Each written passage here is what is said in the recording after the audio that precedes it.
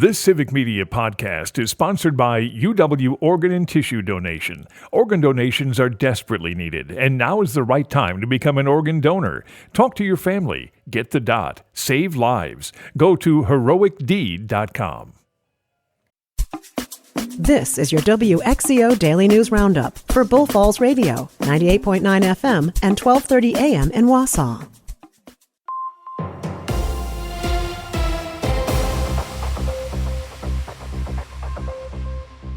For WXCO News, I'm Brittany Merlot. Extreme cold is causing school districts across the state to cancel classes today. An extreme cold warning is in effect through noon, where frostbite can occur within minutes. So limit your time outdoors, cover all exposed skin, and dress in layers. And don't forget the gloves. If your fingers start to tingle, go numb, or change colors, you're showing signs of frostbite.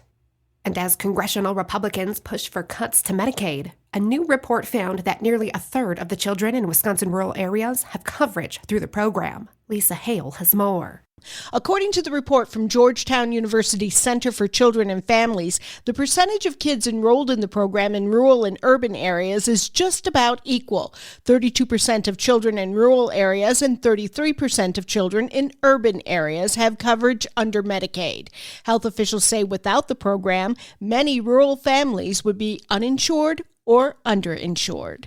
And gas prices rose over 13 cents last week. The average across the state today is $2.93. This is nearly 10 cents higher than a month ago and over 22 cents per gallon higher than this time last year. The national average also rose during the past week with the average of $3.09 today. Melissa Kay has more on what happened at the pumps.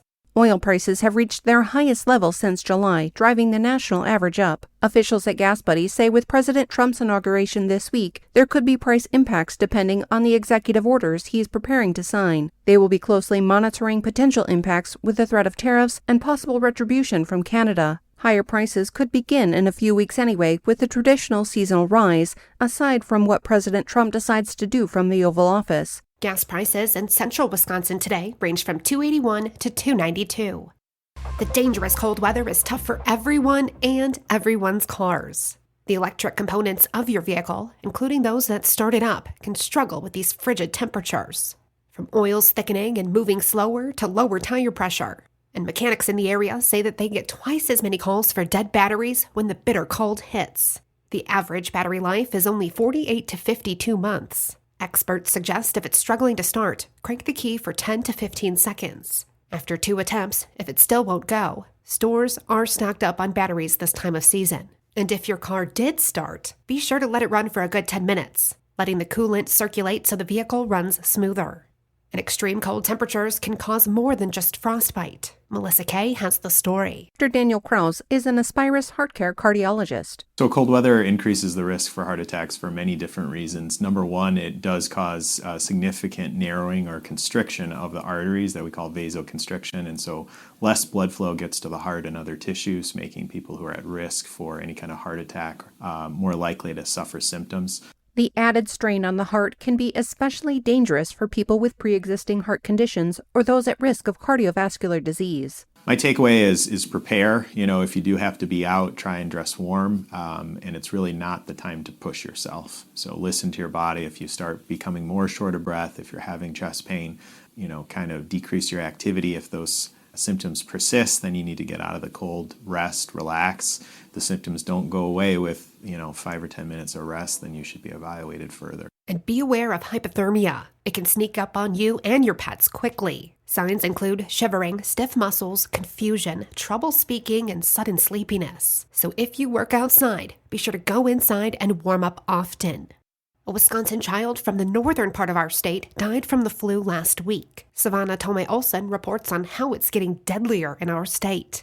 Officials from the Wisconsin Department of Health Services say the flu has been deadly here every year over the last 2 decades. Respiratory disease epidemiologist Tom Haupt. Children under 5 are at higher risk for complications from influenza and RSV, for that matter, and COVID, just because of their age. But also pediatric hospitalizations if they have any kind of underlying illnesses, whether it's diabetes, asthma, anything that would lower their immune system does increase their possibility of having complications from these particular viruses. On average, 1 to 6 Wisconsin kids succumb to the illness each year. Depending on the strain, 5 to 20% of people can get the flu each year, according to the American Lung Association. And now there's another complication, one that has grown since the start of the pandemic: vaccine hesitancy. Fewer and fewer people are getting their flu shot each year. We're running at 31% statewide right now, which is disappointing. It's a little bit lower than last year, but it continues that decline. It's frustrating because we want to get this message out to people as to the complications and what can happen if the person who is at high risk does come down with complications. Unfortunately, we have this pediatric death. HELP says we're approaching the peak of illness season between flu, COVID-19, and respiratory syncytial virus, or RSV. When it comes to the COVID-19 vaccine, only 16% of eligible Wisconsinites have an updated shot. Meanwhile, 22% of people above 60 have their RSV vaccine. To find a vaccine near you, you can call your doctor's office, your local pharmacy, or your local health department.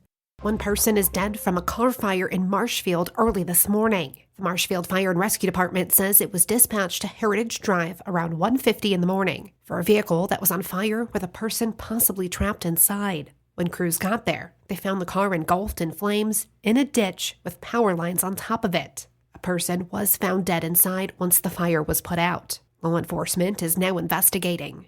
And tossing hot water on your car to clear ice from your windshields is not a good idea. Lisa Hale has more. Do not throw hot water on your frozen windows and doors to de-ice them, no matter what the trendy internet hacks say. This is from the Wisconsin Department of Transportation. They took to their Facebook page to remind people that hot water, glass, and ice don't mix. That's how you get cracked and shattered windows. Instead, use your defrosters and wait for the car to warm up, then use a scraper to remove the ice and snow.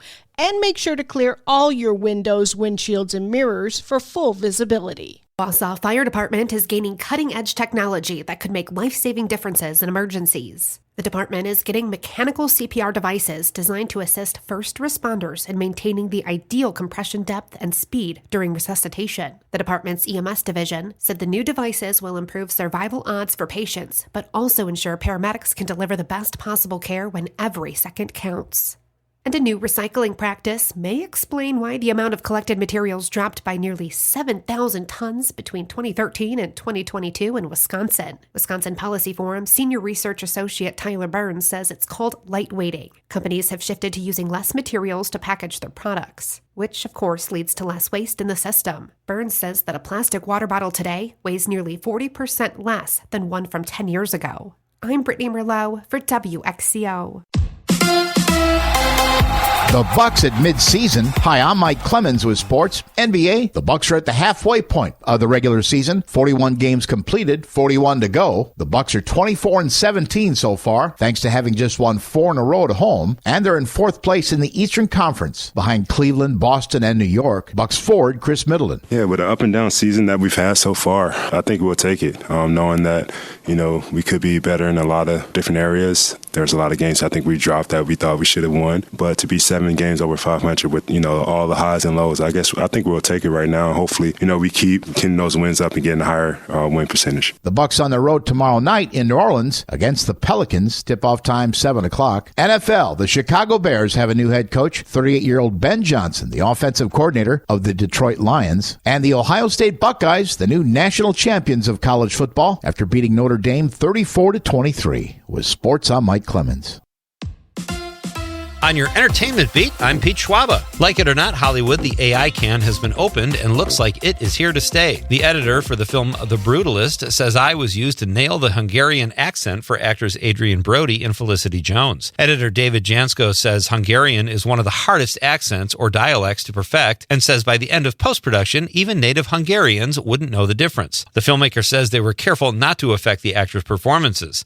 I guess that makes us feel a little better. Awards season is heating up, even for the lesser-known award events. Saudi Arabia's Joy Awards took place over the weekend and had some serious star power in attendance. Morgan Freeman was honored with a Lifetime Achievement Award, which was presented by Anthony Hopkins. Matthew McConaughey was given the award for Best Personality, which is really impressive given that he makes the absolute worst commercials. Well, it's a slow holiday weekend at the box office when a movie that was released 5 weeks ago is number 1. Mufasa, The Lion King, has been ranked 1 or 2 since its release on December 20th. And this past weekend, the film brought in almost $12,000 to lead the way at the domestic box office. Mufasa barely edged out the number 2 film over the weekend, Sony Pictures' One of Them Days, which reviewed incredibly well and brought in $11.6 million last weekend. The comedy about 2 girls trying to make rent, starring Keke Palmer and SZA, is a surprise hit. Wolfman finished in 3rd place in its opening weekend with just under $11 million and mediocre reviews. Sonic the Hedgehog 3 actually moved up a spot from number 5 last week to finish in 4th with about $8.5 million, and it was Den of Thieves 2, which opened at number 1 last week, but had a huge drop-off and finished with about $6.5 million.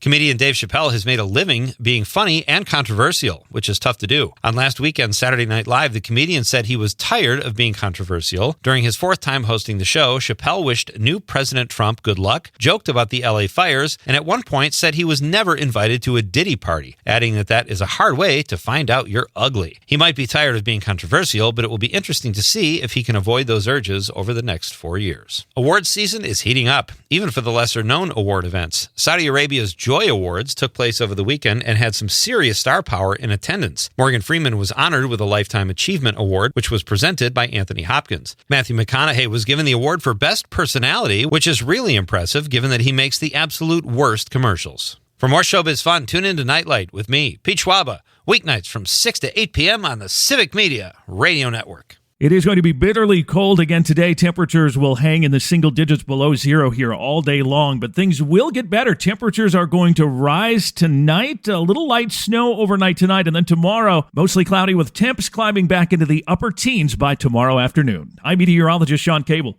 Temperature now 20 below zero. That's your WXCO Daily News Roundup from Civic Media. Subscribe to this podcast on Spotify, Apple, or wherever you find your podcasts. Find more news at bullfallsradio.com. The national news cycle never stops, but it can be hard to find news about your local community. Civic Media is dedicated to providing quality local and state news coverage across Wisconsin. With the Civic Media app, you can get notifications about local stories that matter to you and your community. Find the free Civic Media app in your phone's app store and choose notifications from the menu to tell us what kind of news you want to hear about.